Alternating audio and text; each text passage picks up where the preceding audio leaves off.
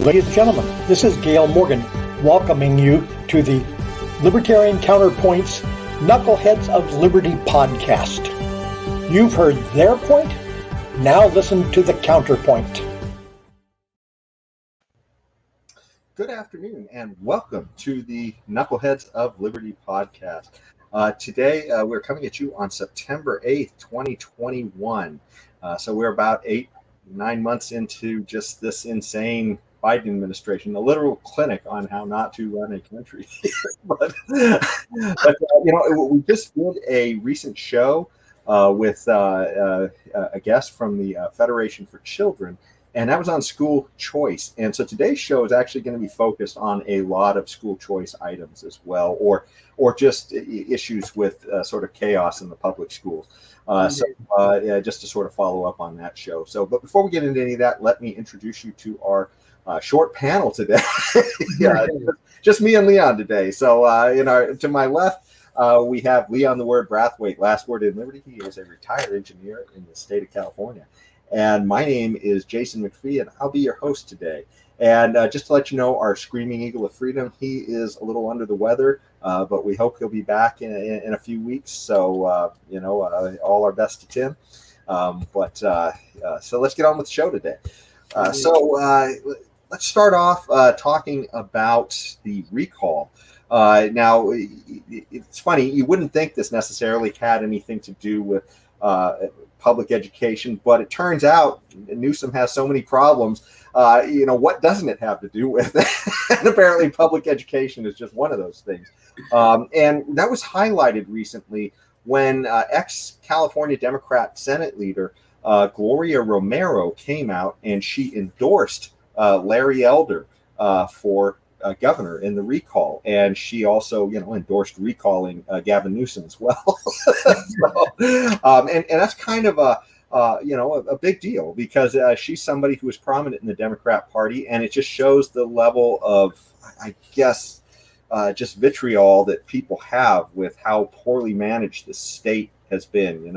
And one of the things, though, that I wanted to bring out from her comments is she did say that, look, he's been sort of a corrupt governor. We had this whole French Laundry thing. But when she was interviewed with Tucker Carlson, one of the things that she also focused on, which nobody else really has been, and that's been on the idea of school choice, and the fact that, Gavin Newsom and the Democrat Party is, pretty much in the teachers union's pocket.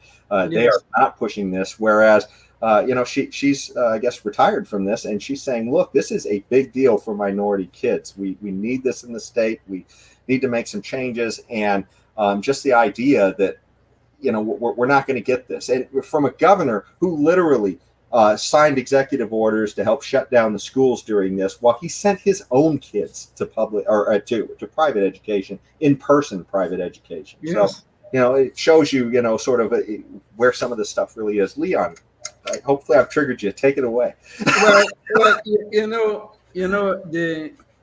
This endorsement by Gloria Romero, I think, is a great and wonderful thing for Larry Elder, and hopefully for the state of California. You see, one of the things that people refuse to speak about, especially in the mouthpiece that call themselves the mainstream media, they never want to speak about the impact that public schools have upon minority kids. Now, the public schools are bad. It's bad for everyone. It's bad for everyone. Jason, what happened? Are you there? I think we're just experimenting with some different visuals. Keep going. Yeah, okay. You had me confused here for a little while. But it's bad. The public schools are bad for everyone. And I think, Jason, you notice you have a school-age children. And I have a grandson who will be entering the public schools at some point in time. But the point is, though, minority kids have it the worst by far. Okay?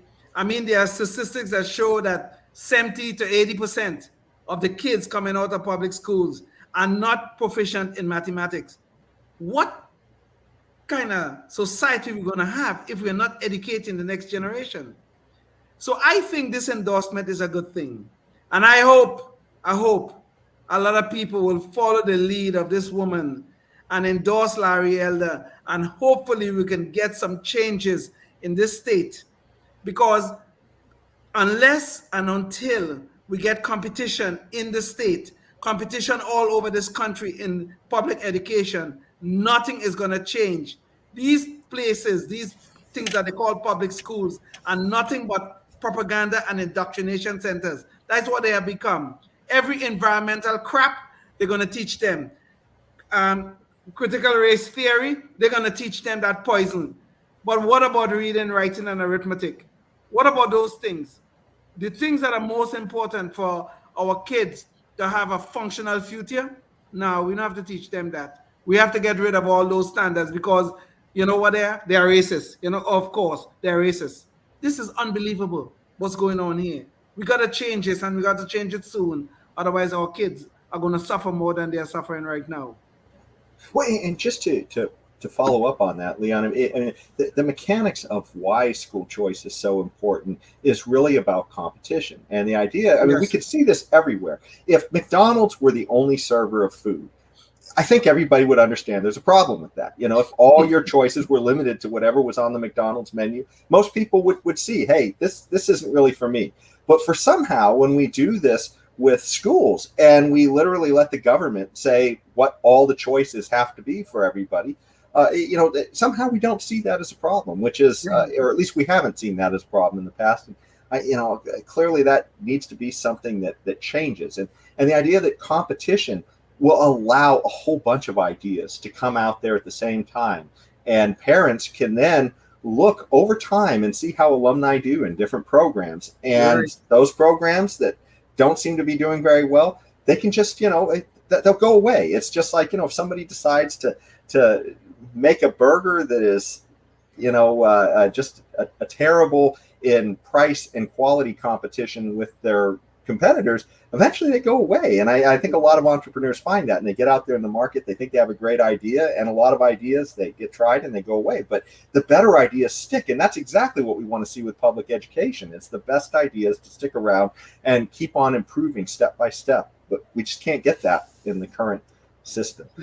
But you see, it all gets back to this big problem we have of central planning. And this is what the issue is. That all of these central planners, whether they're sitting in Sacramento, or they're sitting in a central office of a school district, or they're sitting in Washington, D.C., these bureaucrats have taken it upon themselves with their arrogance to think they can make better decisions for our kids than we can for our children as parents. They think their vision or their insight is somehow superior to ours.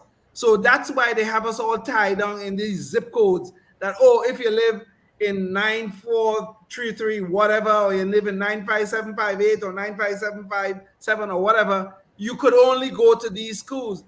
The vision of the central planners, which is obviously Karl Marx doing his dirty work here, long after he's dead.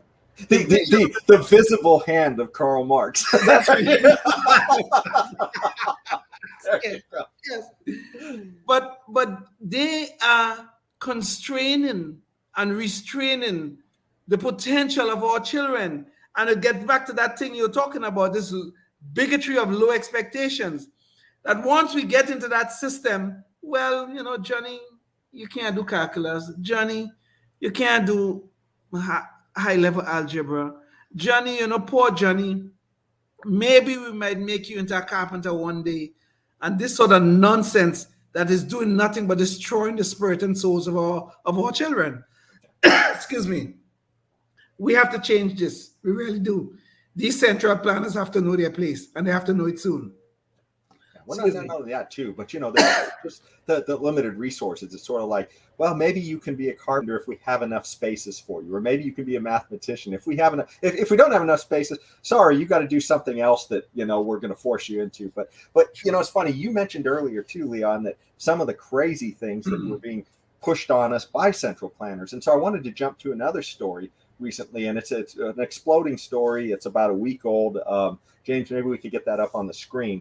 About how Antifa, there's a teacher in one of our local school districts here near Sacramento, who was recently busted by an Antifa undercover sting, where they went in and they interviewed this man, and he was a teacher in a high school class, and he was literally using the class to recruit people into Antifa. I mean, he was taking his opportunity. He had an Antifa flag posted on the wall. He had a picture of Chairman Mao of the Chinese Communist Party. He had on the wall. And he was trying to indoctrinate the kids and giving them extra credit to essentially go to political rallies that supported causes he was for. And so it just really disturbing, and it caused a lot of parents to be disturbed. And it actually got the guy fired after Project Veritas brought it out. But the real disturbing thing is this was going on for like 2 or 3 years. Some students had been complaining, saying they felt very uncomfortable. One student even complained to the teacher, I guess in comments to the teacher, that he was uncomfortable. And the teacher went in front of the class and said, look, anybody who's uncomfortable with this Antifa flag, it just shows that you're a fascist. He said something to that effect anyway. Imagine that. Yeah. I wonder if, it was a story and it got into the media. I wonder what would have been the effect if we had a teacher in a public school advocating for the Roman Catholic Church. I wonder if the media would have gotten off its duff and really and truly started to investigate what is going on in some of these schools. These people are pushing their propaganda and their agenda and their indoctrination of our children. And the point is, they're always picking whatever the left-wing agenda is. Well, Antifa, they're a little bit off, but they're not so off. I even heard Don Lemon on CNN defending Antifa one time. So there's still a warm place in the heart of some of the left, even in the media, for Antifa, even though they are violent, leftist, arson burning group. And these people are nothing but poison in terms of in our society. But yet they exist in our schools. I mean, Project Veritas did a great job by exposing this teacher. But could you imagine how many of these people are functioning in our schools and we don't know? Go ahead. Well, I was just going to say, that was one of the things that was brought up in this interview. And I encourage our listeners, if they want to go and listen to the interview, we usually have the links attached on our Facebook page with the show. But if you go listen to the Project Veritas video of this undercover, that essentially a student complained and it wasn't being heard. And so they complained then to Project Veritas of what was happening. And so Project Veritas, then my understanding is they sent somebody to pose as the student's father or parent, or I'm not sure if it was I think it was a father. It was a father, yes. I think it was. And so they sat down and they tried to act like they were on board with all this stuff. So to get the guy talking, and he mentioned that there were other teachers who were also on board with what he was teaching as well. So, this is one of those things where, we really have to, get our radar up as parents on, get involved. What are your kids learning? I mean, you've got some really creepy people out there in the public school system who are trying to push messages on your kids that really have nothing to do with the reason why they're supposed to be there. And but Jason, this is just the point. I think what we get into here, the only reason why this could exist and why this could go on for the length of time it has gone on, these teachers with their propaganda and their indoctrination, is because we don't have competition in the schools. Okay, because if we did have the competition, schools that were allowed teachers like this to exist, those schools would not exist. And this is why we need school choice, and we do need it now. And I hope the pandemic will change some of the dynamics. And I think our last guest did seem to indicate that the pandemic is having some impact on their advocacy for school choice. So we really do need competition in schools, because that's the only way we're going to weed out some of this crap that we see that's going on. Well, one thing I wanted to jump on too, because I just mentioned the fact that you really need to get involved and find out what your kids are learning, and ideally get involved and try and push school choice. But short of that, if you're stuck in this system, try and make sure you know what it is that's being taught to your kids. And that said, I wanted to jump to the story of it's let's see, I think it's in one of the Rhode Island. Rhode Island, that's it. Yeah. And so here we had a teachers union is suing a parent for trying to figure out what's going on in the classes, which is just absolutely bonkers and upside down. I mean, part of the reason we have these ability for public records requests is so we have transparency in government, so we can understand what's happening. And so a parent apparently tried to send quite a few of these requests because they wanted to figure out what was going on in their kids' education. We've had all kinds of craziness over the last couple of years with all these indoctrination attempts, whether it be critical race theory or, a teacher literally pushing Antifa here in California. We've had all kinds of crazy stuff being essentially pushed on our kids, and she wanted to know what was going on. And so a teachers union decided to sue her to stop her from, getting transparency in what was going on in government. I can't even imagine, how this could be a good thing. Leon, maybe you want to look at the reason. Look at the reason that they gave for the lawsuit. They are claiming that there is some teacher privacy rights that will be violated if they disclose to this parent the education curriculum.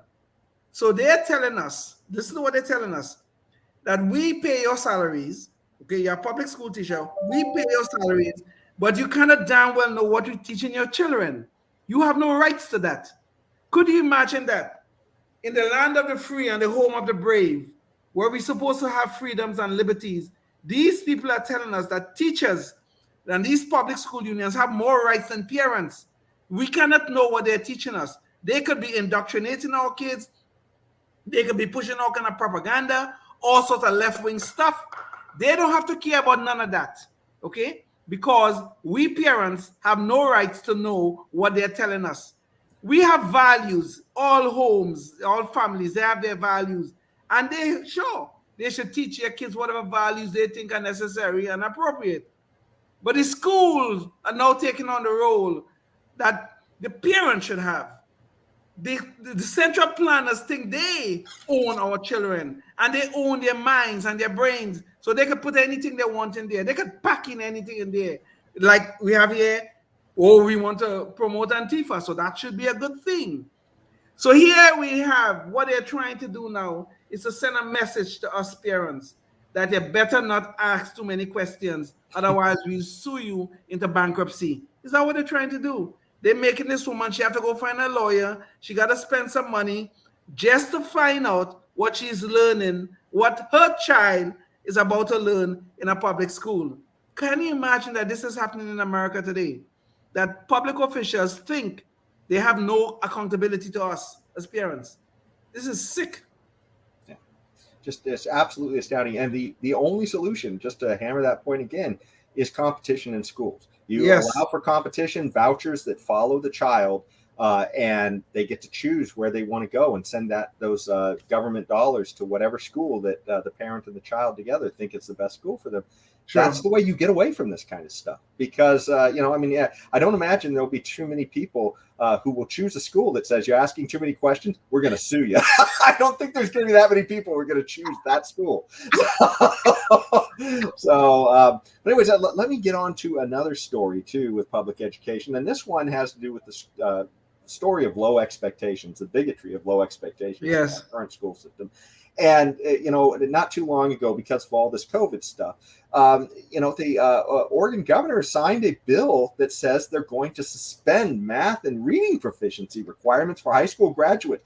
My gosh, if they don't even have to be reading and math proficient as they come out of high school, what's the point? Are they going to come in and say, hey, don't worry, employer, I'm proficient at PE? I mean, what is it exactly that their education is supposed to stand for? I don't know. I'm proficient at critical race theory, and I know everything about transgenderism and everything about the environment and everything about social justice. So what about reading, writing, and arithmetic? You know anything about that? That wasn't important. Yeah. That was not important. Yeah. You see, this is what's going on here now.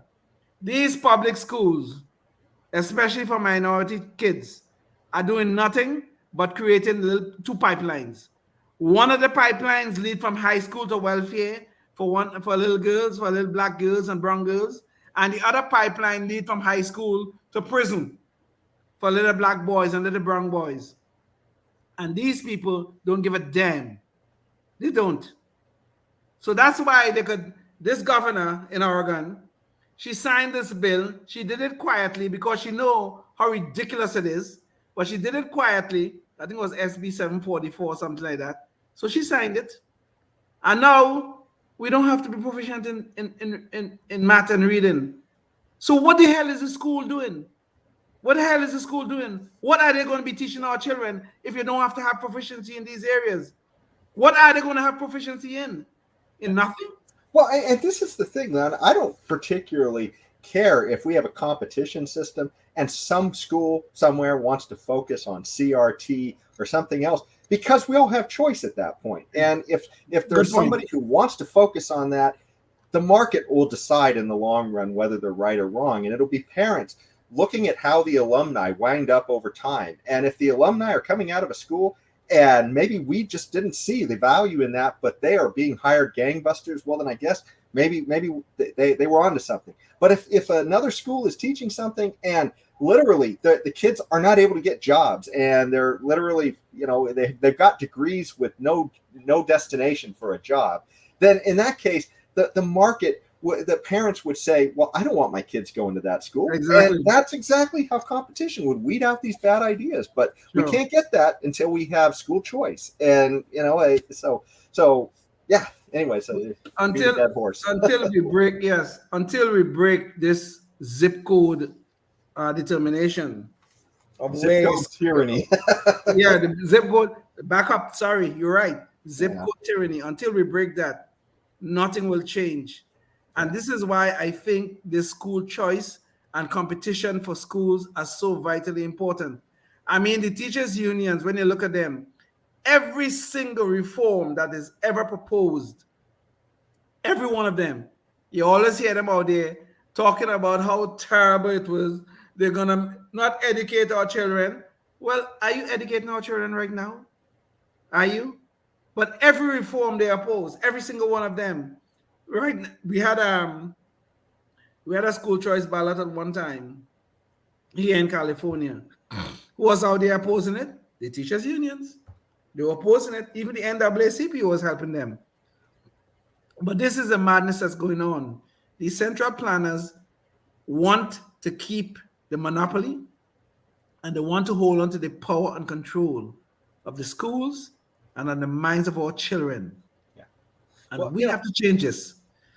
And that's just it. I mean, competition, let 1,000 flowers bloom. But you talked about control of the minds of our children. One little story before we get to the Knucklehead Noise Patrol. There was recently another expose, and that's that there was another California teacher literally pushing sort of odd ideas onto the kids. And, I'm not saying that under school choice, you couldn't have a school that wanted to do this, but the idea that it's being forced by a teacher onto a bunch of kids is just crazy. And in this school, what they were doing is she decided she just wasn't going to have the American flag in the class. That was disturbing to her. So she put a pride flag in the class and had the teachers, or the students, pledge allegiance to the pride flag. So, I mean, now, like I said, I don't care if we have competition and there's some school out there that wants to do that, let them compete and see where it goes. But the idea that they're just literally using the school that we're forced to send our kids to as a platform of, to push their ideas on everybody is just, absolutely bonkers. I just hate how the media will treat these kind of things.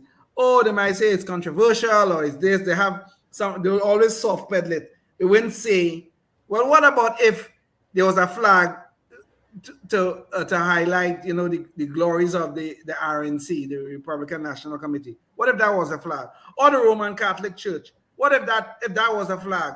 Or what if it was some other flag that we find that other people will find objectionable? They will be out there yelling and screaming about it.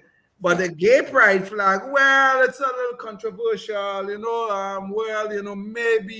maybe or maybe not, we should have it. They will always soft pedal these things because of all these things are left-wing ideas.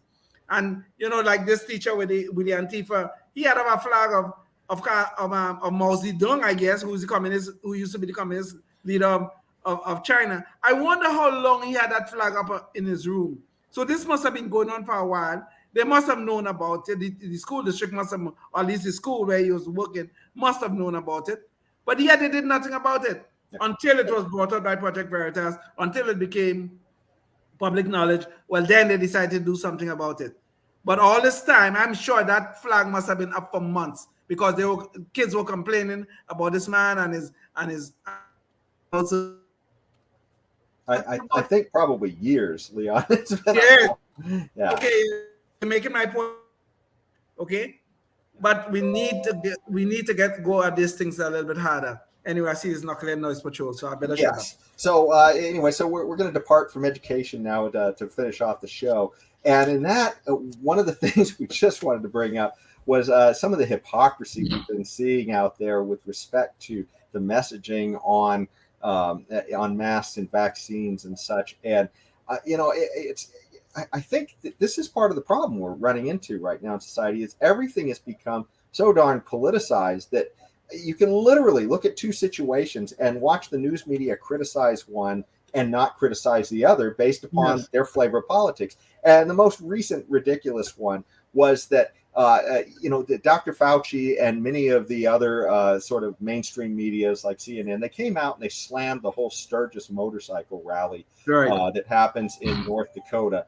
And they had slammed it, saying that this was essentially a COVID super spreader event. All these people showing up in sort of a party atmosphere to get together without masks on. Well, okay, so they want to criticize that. Well, at the same time, there was an issue where they wound up having Obama's birthday party wound up happening about the same time. And pictures came out that showed that nobody was masking up. And all of these famous people were showing up, and hundreds of people. I think they had several hundred servants there, even as well. Yes. So it's a ridiculous size event, and yet not a single complaint. Everybody, I guess, these leaders were just rules for thee, but not for me. And the Babylon Bee had kind of a funny thing. So maybe what Sturgis needed to do is retitle themselves. It's a happy birthday Obama party, not a motorcycle rally. And maybe they'll get a pass. What do you think, Leon?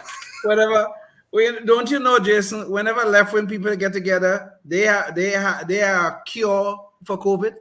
They don't have transmission. They don't have problem. Left-wing people could always fix the problems of COVID. All they got to do is they could get together. They could dance in the streets.